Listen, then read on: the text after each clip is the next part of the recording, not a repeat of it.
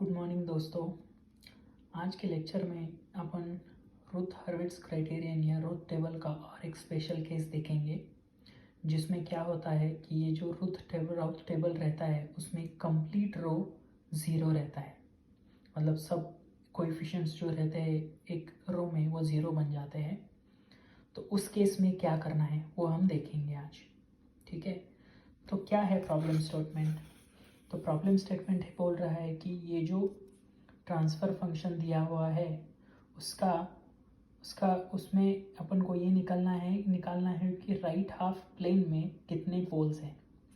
तो ये चीज़ find out करने के लिए सबसे पहले अपन को क्या करना रहता है, अपन को सबसे पहले ये चीज़ करनी पड़ेगी, हमको राउट टेबल बनाना पड़ेगा। ठीक है, तो राउट टेबल कैसे बनाते हैं? तो ये डिनोमिनेटर के पॉलिनोमियल की तरफ ध्यान दो। सबसे मैक्सिमम वाला क्या है? s⁵, सबसे लोएस्ट डिग्री क्या है s की? 0 है। तो वहाँ वो मैंने यहाँ पे लिख दिया ऐसे। अगर आप देखोगे s⁵, 4, s³ s² s1 s⁵, ये सबसे पहले लिख के लेना है। उसके बाद s⁵ का कोएफिशिएंट क्या है? 1 है। s⁴ का कोएफिशिएंट क्या है? 7।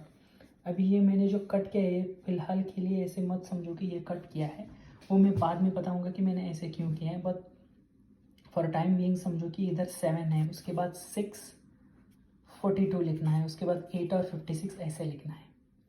तो एक बार आपने ये लिख दिया तो उसके बाद मैंने क्या किया है, ये जो है मैंने 7 से डिवाइड किया है पूरे रो को।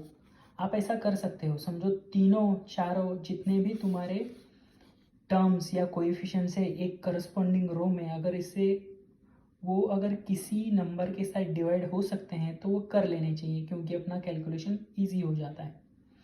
तो इसीलिए मैंने इधर 7 से डिवाइड किया, तो इधर आया 1, इसको डिवाइड किया, इधर आया 6 और इधर आया 8।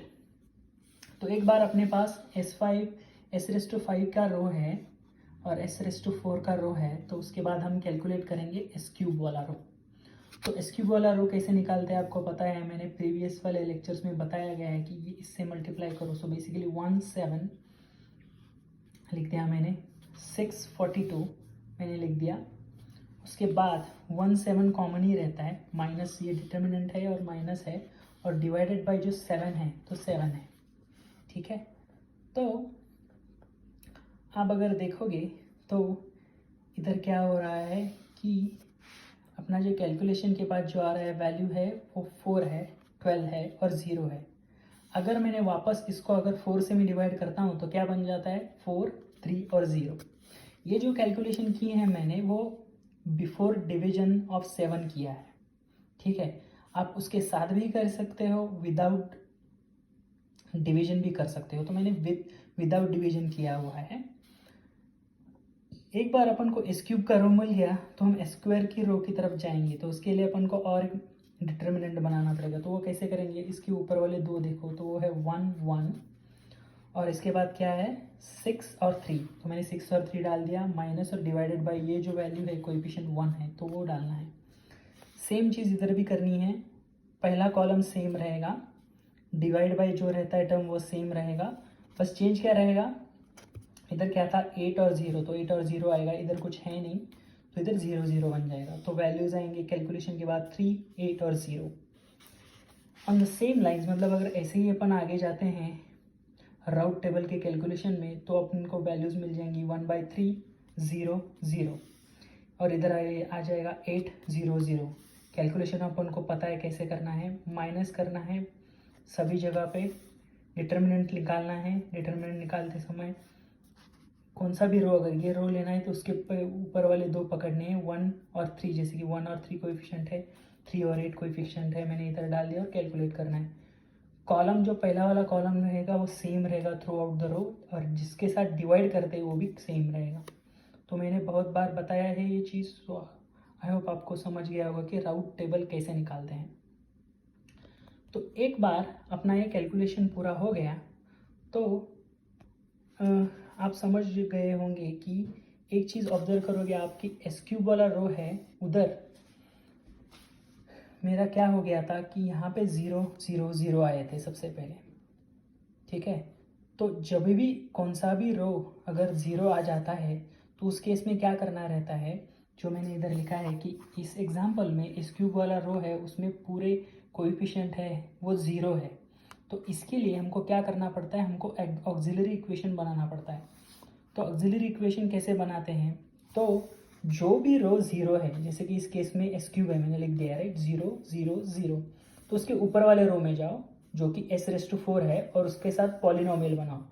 तो पॉलिनोमियल कैसे बनोगे, कोएफिशिएंट 1 है तो बन जाएगा 1 इंटू s⁴ और s⁴ plus 6 into s square आ जाएगा, क्योंकि हम हमेशा एक नहीं पकड़ के अगले वाला s का कंपोनेंट लेते हैं, तो इसीलिए s⁴ आएगा, 6s² आएगा प्लस 8 आएगा। तो वही मैंने इधर लिख दिया है s⁴ 6s² प्लस 8। इसको इक्वेशन मैंने नंबर दे दिया 1। अब इस इक्वेशन को हम डिफरेंशिएट करेंगे विथ रिस्पेक्ट टू s, तो आएगा 4s³ प्लस 12s प्लस 0। तो ये जो अपने टर्म्स आए हैं, जैसे कि अभी इसके पास अपन उसके साथ अपन को आया है कोएफिशिएंट मिल गए 4, 12 और 3, ठीक है। तो 4, 12 और 3 अपन को जो 0 का रो है जो s³ वाला उधर लगाने हैं। तो वही चीज़ मैंने इधर किया है कि 4 लगाया, 12 लगाया और 0 लगाया, जो इधर था 4, 12 और 0। तो 4, 12 और 0 को वापस मैंने एक बार 4 से डिवाइड कर सकते हैं, तो 4 से डिवाइड किया 1 आया, 3 आया और 0 आया। तो ये सबसे इम्पोर्टेंट स्टेप है दोस्तों कि जब भी 0 आता है तो वो वाली रो छोड़ दो, एक रो छोड़ के ऊपर जाओ, ये वाली रो छोड़ दी 0 वाली, ऊपर जाओ और उसके बाद उसका पॉलिनोमियल बनाओ। तो s⁴ 6s² प्लस 8 आएगा, वो आएगा, उसको बोलते हैं ऑक्सिलरी इक्वेशन। उसको डिफरेंशिएट करो तो जो भी आएगा टर्म, उसके जो कोएफिशिएंट रहेंगे वो 0 वाले रो के कोएफिशिएंट रहते हैं। तो मैंने 4, 12 और 0 लगा दिया, तो 4, 12 और 0 है। अभी इसमें मैंने वापस 4 से डिवाइड क्यों किया है, क्योंकि ईजी हो जाता है कैलकुलेशन। और बाद में क्या करना है, बाद में सेम चीज़ रिपीट करना है, जैसे भी हम राउट टेबल का कैलकुलेशन करते हैं वो सब चीज़ें करी है मैंने। तो एक बार अपन का ये पूरा बन गया तो अपन को राउट हर्विट्ज क्राइटेरियन पता है। वो क्या बोलता है, जब भी अपना राउट टेबल कंप्लीट होता है तो उसका पहला कॉलम देखना है और पहले कॉलम में जो भी कोएफिशिएंट्स है उसमें साइन चेंजेस है क्या वो देखने हैं। चलो देखते हैं, इधर 1 है, 1 है, 1 है, 3 है, 1/3 है, 8 है, मतलब सब पॉजिटिव्स है, ठीक है, कोई भी साइन चेंज नहीं है। इसका मतलब एज पर राउट हर्विट्ज क्राइटेरियन के हिसाब से हम बोल सकते हैं कि एक भी पोल राइट हाफ टेबल में नहीं है, क्योंकि साइन चेंज है ही नहीं। तो और एक चीज़ हमको जाननी इंपॉर्टेंट है कि जब भी कौन सा भी रो समझो पूरे एलिमेंट्स या पूरे कोएफिशिएंट 0 रहते हैं, तब ये जानना बहुत ज़रूरी है कि तब उस केस में थोड़े पोल्स इमेजिनरी एक्सिस पे रहते हैं। जैसे कि मैंने इधर लिख दिया है कि s³ सब कोएफिशिएंट 0 है तो इमेजिनरी एक्सिस पे पोल रहेंगे। और जब भी ऐसा केस होता है कि जिस केस में राइट हैंड प्लेन में कोई भी पोल्स नहीं है, बट अपन को ये चीज़ पता है कि रो 0 है, राउट टेबल का एक रो 0 है, मतलब 100% जो ओमेगा एक्सिस पे अपने पोल्स रहेंगे। इसीलिए मैंने लिखा है कि ये सिस्टम मार्जिनली स्टेबल है बट मार्जिनली स्टेबल है, क्योंकि जब भी पोल्स जे ओमेगा एक्सिस पे रहते हैं तभी सिस्टम मार्जिनली स्टेबल होता है। तो यही सॉल्यूशन है दोस्तों इस प्रॉब्लम का, और यहीं पे अपन ये लेक्चर ख़त्म करते हैं। Thank you. अगर आपको कुछ भी डाउट हो तो कमेंट्स में बताओ, मैं कमेंट्स में आपका डाउट क्लियर करने की कोशिश करूँगा। नहीं तो अगर वो उधर भी नहीं सॉल्व हो रहा है तो मैं और एक नया वीडियो बना के वो सॉल्व करने की कोशिश करूँगा। चलिए मिलते हैं अगले लेक्चर में।